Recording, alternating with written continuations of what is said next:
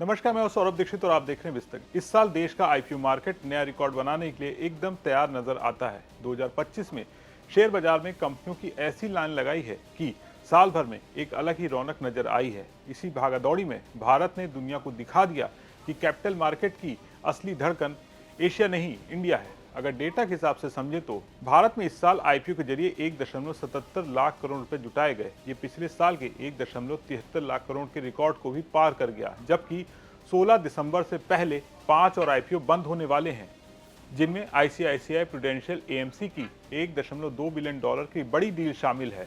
ये आंकड़े बताते हैं कि भारत का आईपीओ बाजार आकार में बड़ा होने के साथ पूरी तरह से मैच्योर भी हो चुका है।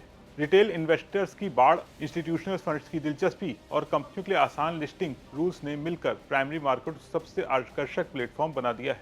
दिलचस्प बात यह है कि कोई घरेलू कहानी नहीं है, क्योंकि ग्लोबल लेवल पर भी भारतीय आईपीओ मार्केट अलग ही दबदबा नजर आ रहा है। आंकड़ों के मुताबिक अक्टूबर 2025 में दुनिया के टॉप 5 आईपीओ में से 2 भारत में आए। इस महीने दुनिया की 139 कंपनियों ने मिलकर 22 अरब रुपए जुटाए, जिनमें वर्सियोर ने $4.2 अरब की डील के साथ सबसे ऊपर रही। वहीं दूसरे नंबर पर भारत की टाटा कैपिटल ने $1.7 अरब जुटाए। यानी जियोपॉलिटिकल तनाव, ट्रेड अनिश्चितताओं और मार्केट वोलेटिलिटी के बावजूद भारत ने आईपीओ गतिविधियों में दुनिया भर में अपनी अलग धाक जमा दी है। चीन और जापान जैसे देश भी भारत के बाद आते हैं, जबकि अमेरिका तो इस बार पीछे रह गया।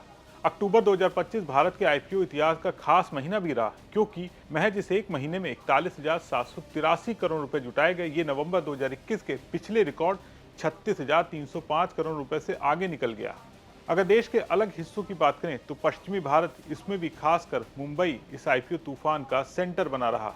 आंकड़ों के मुताबिक कुल 63 में से 29 इशू इसी रीजन से आए। केवल इस एक महीने में 19,847 करोड़ रुपए जुटाए गए। लेकिन इस तेजी के बीच एक चेतावनी भी है। दरअसल कुछ आईपीओ अपनी लिस्टिंग के बाद लड़खड़ा गए। इस साल लिस्ट हुई 300 से ज्यादा कंपनियों में से करीब आधी अपने ऑफर प्राइस से नीचे ट्रेड कर रही हैं। टाटा कैपिटल, जेएसडब्ल्यू सीमेंट और वी वर्क इंडिया जैसे बड़े नाम भी इस लिस्ट में शामिल हैं। हालांकि इस गिरावट के बावजूद पाइपलाइन बेहद मजबूत है। आने वाले साल में बाजार में बड़ी डील्स का इंतजार हो रहा है, यानी जियो प्लेटफॉर्म्स का मेगा आईपीओ। इसके अलावा एनएसई और फ्लिपकार्ट भी कतार में है। यानी तस्वीर साफ है कि भारत की प्राइमरी मार्केट में भरोसा अभी भी दमदार है।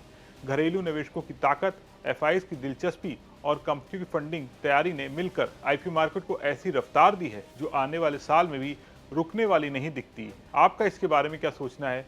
कमेंट करके बताएं और बने रहें विस्तक के साथ।